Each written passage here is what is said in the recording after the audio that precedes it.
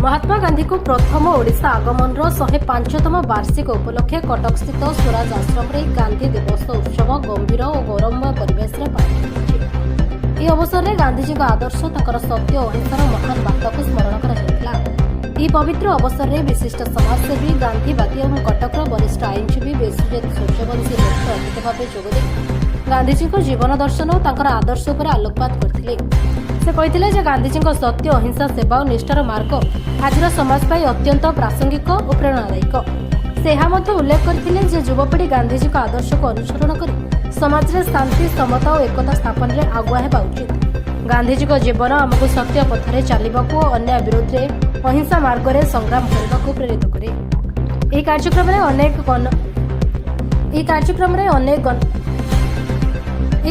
में अनेक मान्यगण्य व्यक्ति समाजसेवी छात्र छात्री और स्थानीय नागरिक माने जोग देथिले एवं समस्ते मिसी गांधीजी आदर्श को अनुसरण करने संकल्प ग्रहण करते। कार्यक्रम मध्य गांधीजी महान चिंताधारा और मूल्यबोध आम समाज में आहरी प्रसार और सुदृढ़ होगा आशा कर। आज देखु ओडिशा गांधीवादी फोरम एक चिंता कला जे गांधी प्रथम थर ओडिशा आसी कटक रे पदार्पण करते। कटक रे 1921 मसीहा मार्च मास 23 तारिख आसते आज से 23 तारिख तेणुक यहाँ एक गांधी दिवस भाव आम घोषणा कर प्रत्येक वर्ष पालन करने दृढ़ प्रतिज्ञा कलु एवं आज स्वराज आश्रम ठारे यार भित्तिप्रस्तर स्थापन हो कहीं जो ओडिशा को गांधी आसी से ओडिशार विभिन्न समस्या था भाषा को लेकिन आपंकर दारिद्रता नंग दुर्भिक्षर जो प्रादुर्भाव से पर्यटन चली 21 मसीह किंतु कहबार कथा होचे आपको आम केवल स्मृतिचारण करवा ना आम से कौन शिखिले गांधी जो आसी दुई तीन टी कथा कथा जदि ओडिया भाषा को किए स्वतंत्र परिचय देते सी गांधी गांधी जितेबाला अधिवेशन कलिकता अधिवेशन कहले जे मधुबाबू तो चेष्टा करते उत्कल सम्मेलन चेष्टा करते परिणत समय से उत्कल सम्मेलन जो आह्वान था द्वारा से सफल होती किंतु प्रदेश कांग्रेस कमिटी बोली गोटे कांग्रेस कमिटी प्रथम महात्मा गांधी तोली देते भागीरथी महापात्र और गोपबंधु दास पंडित गोपबंधु दास हाथ में से आरंभ होता ओडिशार एक भाषा भित्तिक वैप्लविक चिंताधारा वैप्लविक आरंभ तापर से ओडिशा को बारंबार आसीशार दारिद्रता को से देखी बहुत दुख कर ओडिशार हाथ में जो बाड़ी थी ओडिशार बाड़ी एवं से एठू जा बिहार में ओडिशा कथा मन पकई संपूर्ण जो पंजाबी पिंधुते टोपी पिंधुते काढ़ी देते केवल गोटे लुगार से जीवन यापन करते ये बहुत गुड़े घटना अच्छी जहाँकि ओडिशा सहित से जड़ित पुरी मंदिर सहित गांधी इतिहास अच्छी तेणुक यही सब इतिहास को आम आउ थे मन पकेबा ता सहित जो युवपीढ़ी मानक ये गांधी चिंताधारा गांधी एक विचारधारा मृत्यु ना यही विचारधारा को जो भीतर जो फिलोसफी जो दर्शन अच्छी ताकू आम प्रचार करवा एवं शांति मैत्रीर वार्ता सहित देशर उन्नति सबके साथ सबके विकास ये नारा भी गांधीजी था तेणुक यही सब विषय को लेकिन आज आलोचना चक्र आरंभ है आ गोटे कथा कही रखुचे जे मार्च मास 23 तारिख दिन 1921 मसीहा मार्च मास 23 तारिख दिन जो गांधी आसी कटक में पहुँची बास्तरी कीर्तन मंडल द्वारा से दिन था दोल पूर्णमी में स्वागत कर कीर्तन एवं बहुविध बाजा एवं जितेबाला से बाली रे काठजोड़ी बाली रे सभा कले 50,000 ऊर्ध्व लोक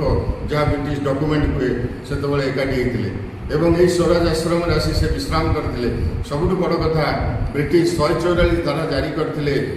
कटक सहर में कौन जगह सभा करें ना बोली किंतु 144 धारा काठजोड़ी बाली रे नथिला तेणुक केते बुद्धिमान कम होता काठजोड़ी बाली से सभा करी स्वराज आश्रम से विश्राम नहीं देखो गांधीजी कहते सब तल स्तर लोक कम कर निज पड़ोशी कम कर निज पड़ोशी कम कले तल स्तर लोक कम कले आप देशर कम कले बोली जानवे जहाँफल समस्त जब यही मानसिकता को लेकिन कार्य करेंगे तेणुक देशर उन्नति हम तेणुक आज आम रिक्शावाला जी कि आमको रिक्शा चालक आम कहूँ आमको बोही बोही नियंती परिश्रम एवं सेमानकर द्वारा जो सहरर वातावरण में जहाँ उन्नति घटे एवं सुचारू रूपे समस्ते जहाँ आस करिपारନ୍ତି ସେଥିପାଇଁ ଆମେ ତାଙ୍କୁ ସମ୍ମାନିତ କଲେ ଏବଂ ତା ସହିତ କିଛି ସ୍ୱେଚ୍ଛାସେବୀ जो आपणकर कर्मी जो मैंने नाल नर्दमा मध्य सफा करछन्ती तांको मध्य आमे आज सम्मानित सकाळे करछु आपको एटा होछि बेकरे करट सूता नुहे एटा होछि खदी खदी एक ये होछि एक सिंबल ए जो खदीर प्रचलन द्वारा एटी कोन हेतिला जे विदेशी वस्त्र वर्जन करो कुटी खाओ खटी खाओ कुटी कुटी पिंध तेणुक यही जो कथाटी होता तार ये हूँ निदर्शन खदीटी सूताटी हूँ बेकरे पड़ा कथा नुहे यह हूँ एक निदर्शन खदीर भाव ओडिशा दृष्टि बहुत प्रासंगिक आज दिन में 1921 मसीह सारा भारतवर्ष जो गांधी बुलूले से क्रम से ओडिशा पहुँची यही मार्च 23 तारीख बड़ पूर्णिमा